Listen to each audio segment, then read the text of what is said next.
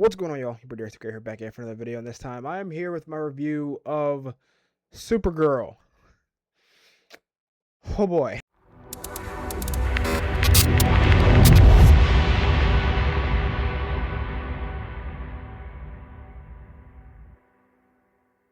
Alright.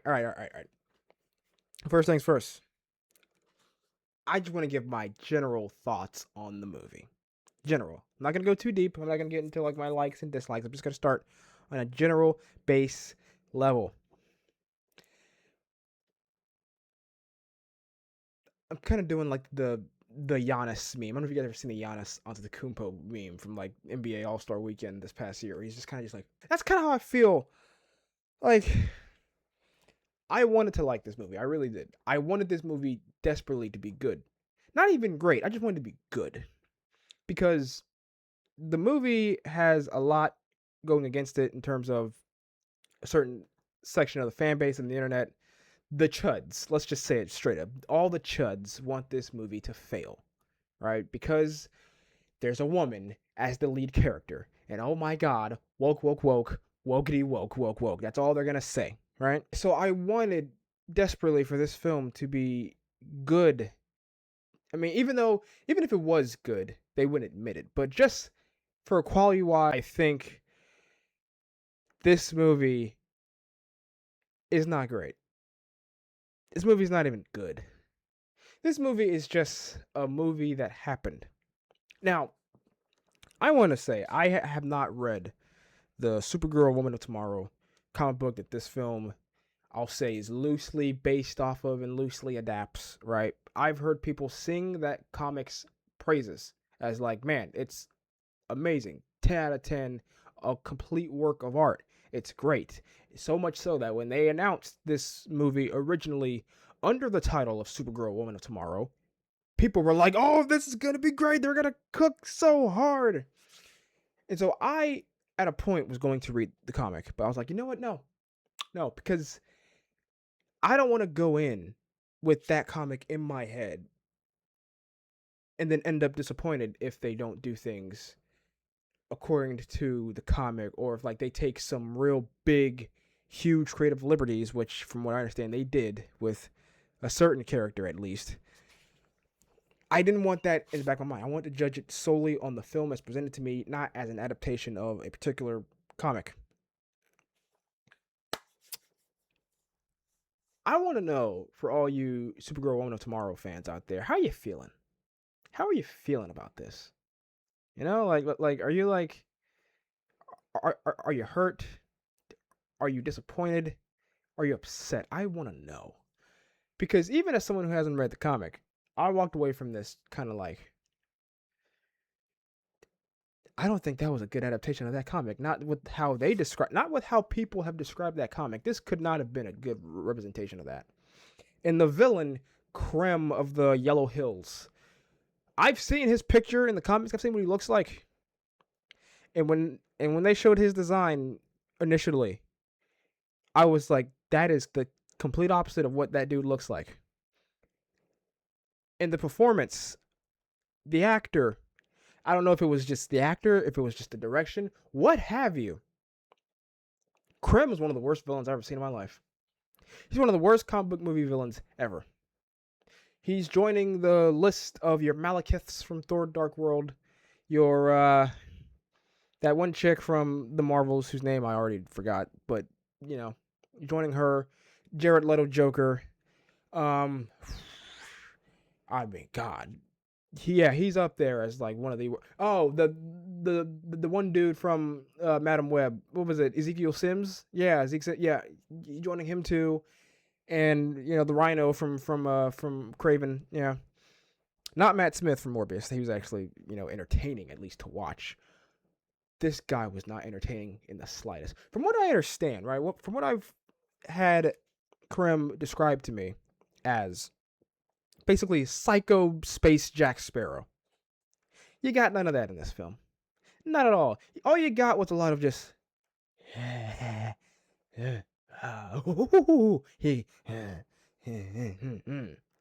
a lot of just looking around and making big wide-eyed and crazy noises and Terrible villain. Horrible villain. By God. I don't know what they were thinking. On the positive side, you got Millie Alcock, Supergirl, who I very much enjoyed. She was working overtime in this movie in terms of trying to make something out of it. She was great. I like her. I am perfectly fine with her being my DCU Supergirl moving forward, especially with how the film ends. Without giving too much away, you kind of see, if you were ever worried about the DCU Supergirl just being, this drunken, bitter, angry, character and not the Supergirl that most people are sort of familiar with, there's definitely a path to get her closer to that. I mean, she's not going to be completely that, but by the end of the movie, you're kind of like, I now see where she can now become the Supergirl that's part of the Super family and teaming up with Clark and having all these adventures. I can sort of see that happening to an extent. I think Millie did a great job at showing that journey, showcasing that journey from bitter, mean, rude, depressed, all this stuff, into becoming something that feels like an actual hero. Like by the end of the movie, she feels like a hero, right? So she was great. Jason Momoa is Lobo. He's not in it a whole lot, which I suspected as much. But he leaves an impression.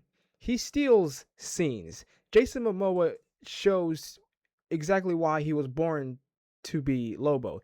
And even though he was born to be Lobo, and like everyone knew that he would make a perfect Lobo.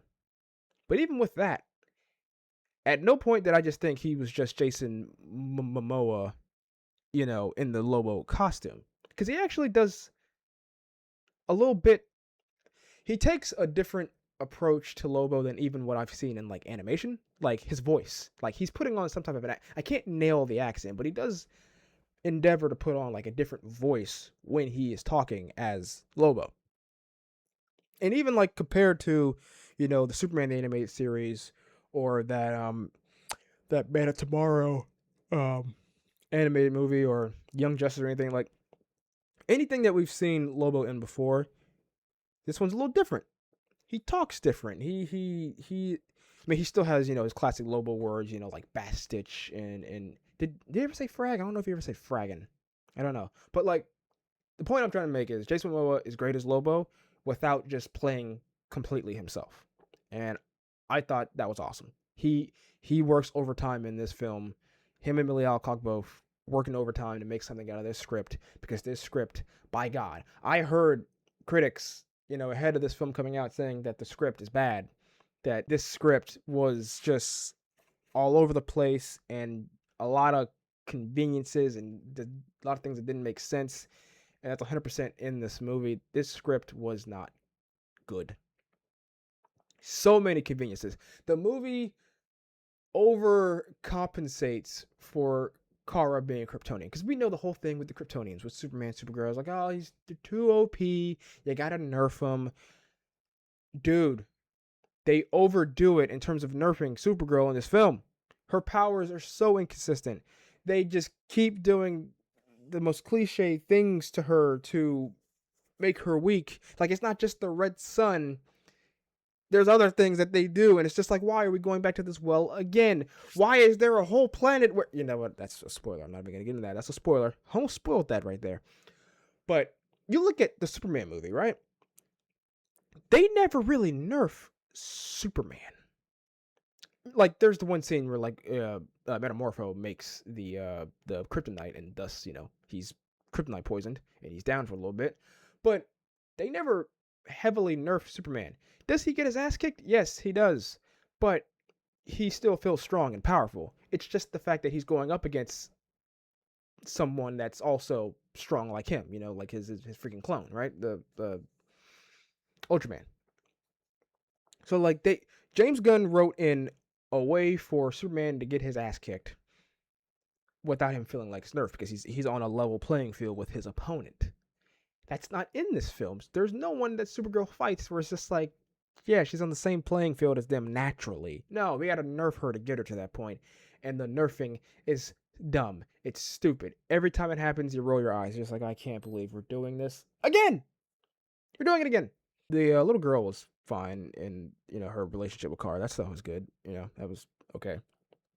The Krypton stuff I wanted more of, but it was just spread out through flashbacks and such. Yeah, this movie was just sort of a movie that happened. It was a movie that happened. It's like a solid. It's like a 5 out of 10 movie. Like that's my average. Like a 5 out of 10, right down the middle. Average. Movie happened. Like the score was nothing to write home about. It was forgettable. They overdid the needle drops to where I'm just like, bro, is this a James Gunn movie? What are we doing here? The action was not the best. The CGI was not the best. There is nothing really remarkable about this film at all whatsoever. Like there's some cool concepts and moments, but like the comedy, it like for some people in my theater, it got them every time. For me, it got me maybe twice. There were maybe 2 times in the whole movie where I actually, it's kind of like, okay, that's funny. I think both of those times were with Lobo. But yeah, I have questions for James Gunn, because you look at this script, you look at the writer. By the way, this is her first. What's her name? Anna Nagaria, right? This is her first time writing a feature film. She's previously only written like one short film from like 8 years ago. This is her first film, and sure, I can give a lot of grace for that. But what I can't give grace for is James Gunn picking her to then write both Wonder Woman and Teen Titans. Not one, but both. He looked at this script and said, you cooked so well, let's get you to do Wonder Woman and Teen Titans. And that's where I question James Gunn's tastes, where I question James Gunn's eyes, because how do you read this script? How do you look at this and say, yes, I want you to handle both those things, those two big IPs. I want you to handle both of those. I want you to write both of those. And I get it. You look at the writers of Infinity War and Endgame and Winter Soldier. They wrote Thor: Dark World, which a lot of people hate. I don't hate it. I don't mind Dark World. I mean, it's not the best, but a lot of people hate Dark World. I think it's one of the worst MC movies ever made. And yet they go on to make Winter Soldier, and they go on to make Infinity War and Endgame. Could Anna have that in her bag? Considering this is just her first film, I'm pretty sure those writers, they had done other stuff before. This is her first film. I don't know how likely it is that she goes from making this mid-movie to making Wonder Woman, Teen Titans, it's all-time great. I don't know how likely that is. And I kind of have...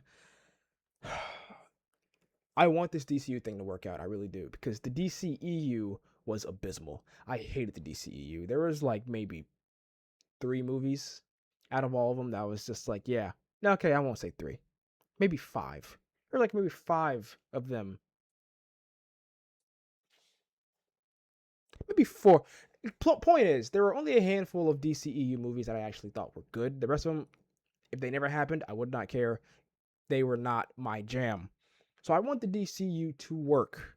All right? I want the Snyder cultists to shut the hell up. I want this to be a massive success. But coming off of Superman, which I thought was just... I thought it was good, but it wasn't great. It had a lot of problems, a lot of faults. But it was solid, right? You look at Peacemaker Season 2, which I think started off pretty well and ended like garbage. Then you get to this movie. I mean, Creature Commandos also. That was like before. That was like the first thing. But Creature Commandos I thought was good, right? Creature Commandos, I'm like, okay, that's good. Superman, flawed but good. Peacemaker, what the hell were you doing, James Gunn? You get to Supergirl, and it's like, this is just a nothing burger movie, really. Now we got Lanterns next, which I have no hype for at all. I'm not looking forward to that show whatsoever. I think... like the whole True Detective thing, I'm not into it. For a Green Lantern show, come on now. And then after that, you got Clayface, which Clayface actually looks pretty good. Clayface, I'm like, okay, I have hopes for that. But then the next thing after Clayface is what? Man of Tomorrow? So we're going back into the James Gunn verse. Like I feel like we're only gonna have these little short stops away from the Gunverse before we get back to the Gunverse. And I just want to get away from the Gunverse. I want Wonder Woman, although not with that writer. I want Flash, Aquaman. I want Batman. All right? Trust me, I'm fine with the Batman. I love that. That's going to be awesome. But give me DCU Batman, please and thank you. Give me Teen Titans, again, not with that writer. Give me, build up to the Justice League, but at least have